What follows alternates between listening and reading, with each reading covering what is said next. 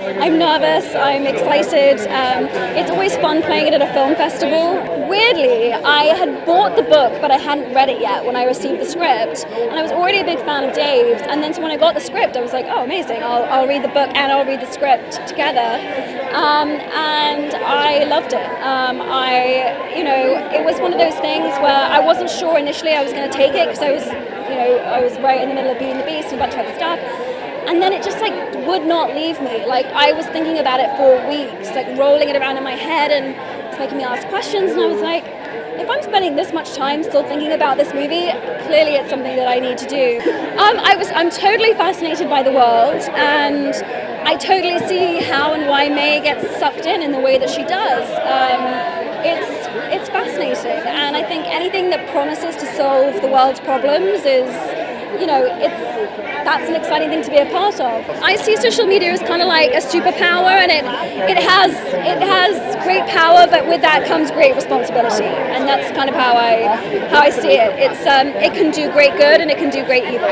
No, I didn't really change anything publicly because I was already quite private as it was. It was more, I wanted to create some more distance between me and my email inbox, and I wanted to create some more distance between me and my Instagram account, and I wanted to just make sure it was something that I was choosing to look at, as opposed to sometimes when you turn on your phone in the morning, it's like a full-on attack or siege of information, and I think just kind of being a bit more mindful about that was really my approach. Yeah, it's just such a dream really to get to work with Tom, and I just feel so lucky that I got to do something with him. He's so kind and easygoing and such a generous actor, and just amazing to work alongside him.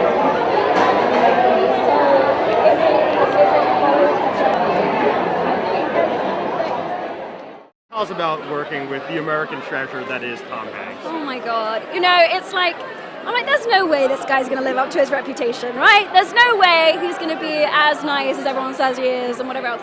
And then he was. He's so generous and funny and easygoing, and he's all the things that you would want him to be. So I'm very happy to be able to report that to you sincerely, because it would have broken my heart, I think, if Tom wasn't Tom.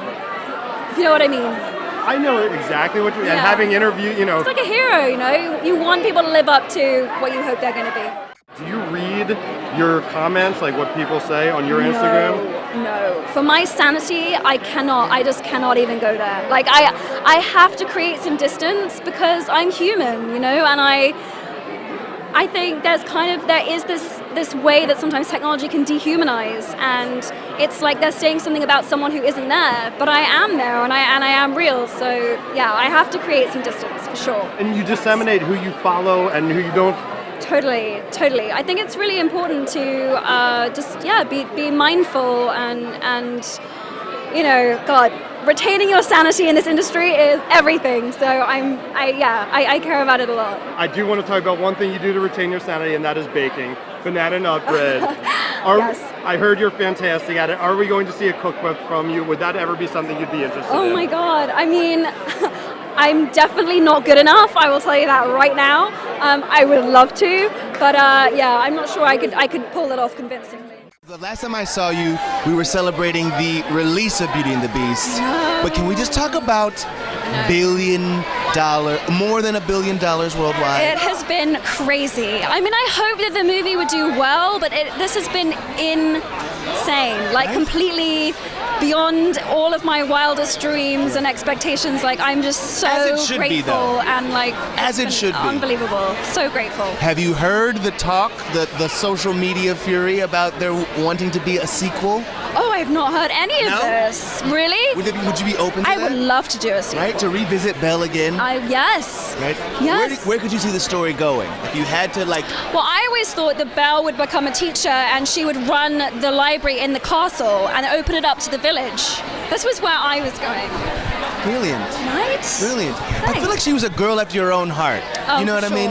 The way that you also have your love of books and sharing it with New York City. Mm-hmm. I've always thought that was a pretty cool thing. Thank you. Now tell me about, the Cercle. I mean, your relationship with Tom Hanks in this film, because not a lot of people know much about this movie yet. No, No, so yeah, it's based on a book by Dave Eggers, and what is so cool about it is that, you know, it's set in the future, but it's not like a dystopian future way, way, way away. Okay. This is kind of like what this movie portrays is happening right now. Okay. We just saw it happen in the election.